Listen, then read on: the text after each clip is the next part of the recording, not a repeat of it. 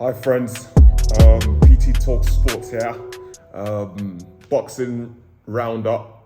It's Tuesday. It's a bit late, but it's Tuesday, and I want to do a boxing roundup. The weekend's fights. There was a lot of boxing this past weekend: Friday, Saturday, Sunday. So let's just run through it. I just created another video that I'm going to drop now. Clarissa Shields versus Cruz the Zone. I've talked about that. Great fight. Worth watching the highlights of that one. Clarissa Shields, very aggressive. Both women swinging for the fences, trying to knock each other out. Clarissa Shields dominated a competitive fight. Went for the knockout, but couldn't get it because Cruz the Zone is a strong woman. So 10 rounds, but exciting fight. Clear unanimous decision win for Clarissa Shields. She becomes undisputed heavyweight champ, 4 belts, and also at the same time she's undisputed super middleweight, so double undisputed. She's definitely the GOAT. Enough said about that. On that same undercard was one fight that I like. There's a fighter, Perkins, I've been watching her, American fighter, black girl. She fought the Australian girl, Keneally. The Australian girl, big, tall. This was in the light heavyweight division, 168, I think. For women, 168 is light heavyweight. Yeah, good fight. The Aussie girl came out to fight, but Perkins was just more athletic, more powerful. Perkins has some pop, and she won by 6th round KO. I think it was a left right a right hook to her jaw, split the Aussie girl's mouth open. She went to the ground like a sack of potatoes, and that's all she wrote. Good fight, good exciting fight. I think Perkins, she can improve technically. She's definitely very athletic, so there's some things that she did well, but yeah, it was not the most polished performance, but very exciting, no doubt. Right, so yeah, continuing the review. The big one on Saturday night in America was the Barrios versus Garcia in Vegas. Barrios versus Garcia, but let's go through the undercard quickly. Frank Martin, a fighter I really like, Frank Martin versus Naher Albright. A bit of an upset. That one finished as a unanimous draw on all 3 judges' scorecard, 95-95. If you've not seen Frank Martin, check him out. But in this fight, it was a bit disappointing. I didn't know too much about his opponent, Albright, but he really showed himself, came out to fight. I thought in the last, in the championship rounds, that Frank Martin will, pull away, but Albright was just not to be denied. I think a draw is a fair result. Some people would have had it to Albright. Let me know what you think if you watched that fight. Who did you have winning that? Gary Antoine Russell. I always confuse the Gary Russells.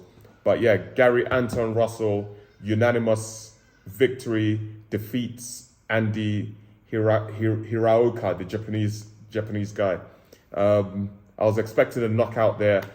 Gary Anton Russell is a KO artist. I mean, for that weight category, it's rare to see someone with that kind of KO ratio. I think he's got like, let me check BoxRec. I think he's got 16 KOs out of 18 fights. Before this fight, he had 18 wins and 1 loss, and out of 18 wins, he had 17 knockouts. So now he has 19 wins, 17 by knockout, and 1 loss. So yeah, quality fighter. Good fight. The Japanese guy was super game. First few rounds, Russell had the better of it. You thought he was going to overpower Hiraoka, but Hiraoka came into it. I think it was round 9 or 10 that Anton Russell looked in trouble, but he managed to hold on and get the unanimous win. What were the scorecards? So Glenn Feldman had it 116, 111. One of the judges had it. So two judges had it 116, 111, and one judge had it 117, 110. I have no arguments. I didn't score it, but yeah, I think that was pretty much bang on. Maybe a bit closer. Could have been a bit closer, to be honest. But yeah, that was that. And to the main event. I don't know how I feel. Good fight to watch. I think in the end I was somewhat happy for Ryan Garcia. Happy, maybe that's an overstatement, because after all he's a drug cheat, but he fought well. Barrios is probably the weakest world champion at welterweight that I've seen in the last 2 decades. Correct me if I'm wrong, if you guys who know boxing history better. I can't think of a weaker welterweight champion than Barrios. Don't get me wrong, I'm not saying he's a bad fighter. He's just not exceptional at anything. He's a very ordinary fighter. So Barrios is tough guy. Is going to take some shifting to knock him out. Tough guy, will come forward, has a very solid, heavy jab. But the thing is, he jabs on the front foot. And for someone so tall, I mean, he's, I think, 6 foot. Barrios is 6 foot in the welterweight division. Is it 6 foot? Let me just make sure.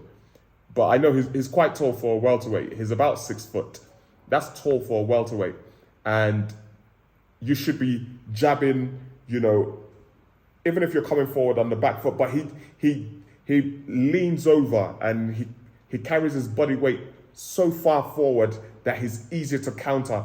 So his jab, which is his main weapon, because of how he throws it and where he gets to when he throws his jab, he's so open for the counter. So I've always just thought, limited fighter against any of the top boys, he will lose. I actually thought Conor Ben is another story for another day. I'm sure you guys have seen that he's left Matchroom and gone to this new Zuffa boxing. We're going to talk about Zuffa another time.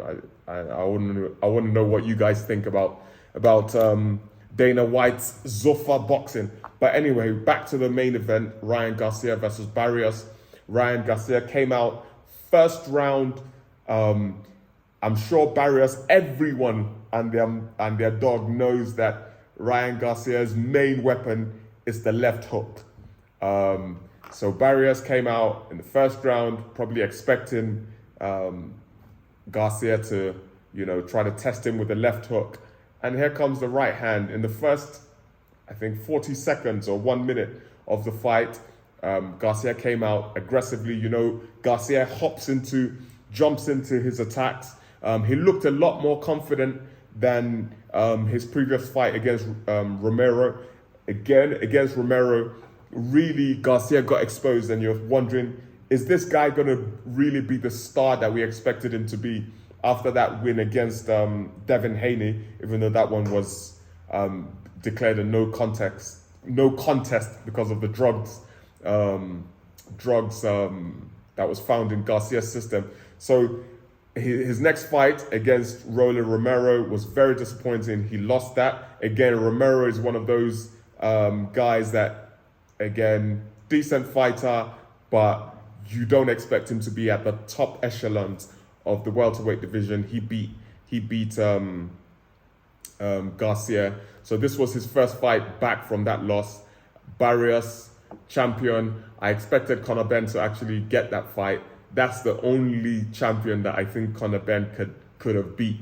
So I don't see Conor Ben winning a world championship in the welterweight division or in 154 for the foreseeable future, except someone weak can get that belt. Anyhow, to this fight, first round, left hook, right hook, knocks down Barrios. He was stunned. First minute, very fast, and you were thinking, oh my goodness, this is going to be spectacular.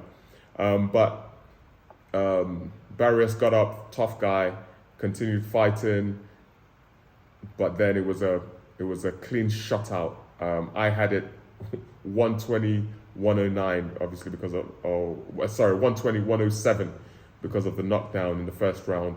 It went 12 rounds. A bit disappointed that Ryan Garcia couldn't get him out. He didn't do much wrong, but I thought he could have been a lot more aggressive. I think in the 7th round there was something wrong with his right hand. Good fight, good fight. Ryan Garcia's dad was a lot more measured, not as crazy as he usually is. Was giving good advice in the corners. Good. Let's see what's next for Ryan Garcia. Obviously, after the fight, he called out. What's my man's name? Shakur Stevenson. Called out Shakur Stevenson. That would be a great fight. I have Shakur winning that all day. Shakur is that guy. He's that guy. I have Shakur winning that. Ryan could give him some trouble because of Ryan's hand speed, but footwork not good enough. Defense not good enough. Shakur Stevenson, I see that as a shutout, possibly even a late KO. But yeah, that's the boxing for this weekend. Obviously, there was the major UK card. Let me go to that. Warrington versus Wood. Or was it Wood versus Warrington now? Again, good fight. Not the barnstormer we thought it would be. Lee Wood beats Warrington. Easy, unanimous decision. Both of them, at the last stages of their career now. I think that has to be it for Warrington. But boxing, once you've caught the bug, it's difficult to quit. I think Warrington should retire now. He's had a fantastic career, made decent money, definitely more money than the average man. Maybe not totally life-changing, but he's made good money. He's made good money in his career. Still seems to have his health, so he should bow out gracefully. Probably the same for Wood, really, because I'm thinking, what next? What next? Both of them have had a couple of defeats. Well, in Warrington's case, more than a couple. I think that should be it now. Good fight, but Wood did enough on all judges' scorecard. Dominated in a way, competitive, but he dominated. So that was it. There's a Nigerian boy, man, Bilal Fawaz. I don't know if you've heard of him. He defeated Ishmael Davis. You need to check out their stories. Both of them. Ishmael Davis has a fantastic backstory, but Bilal as well. Bilal Fawaz has an incredible backstory. I believe he's still a refugee in the UK. He's been there for decades now. He's won. I think he won. He's now won the British. This was for the British and Commonwealth middleweight. Is it middleweight? Good gosh. But it was for the British and Commonwealth belts anyway. Bilal Fawaz defeats Ishmael Davis on points by majority decision. Bilal Fawaz, very awkward fighter. I remember when he won the English title. I can't remember the guy he fought now, but he was the underdog in that fight. The guy he fought was, a good amateur, good, very solid prospect, was expected to win. But Bilal Fawaz, very awkward, quite skillful. So I really don't know his background. I hear he had a decent amateur pedigree, and it shows. He's a bit old now. He's 37, so I don't know how much more. Maybe he can get a European title. I think it'll be far-fetched for him to get a world title. Weird-looking fellow. He looks like Prince's older brother. Looks like Prince, but he's of Nigerian heritage. Had a tough life. Found himself in England, and boxing has done him well. He's a bit old now, but his dreams are coming true gradually. So yeah, check that out. Yeah, thanks guys. Please subscribe, like, share, and let me know what you think. Cheers.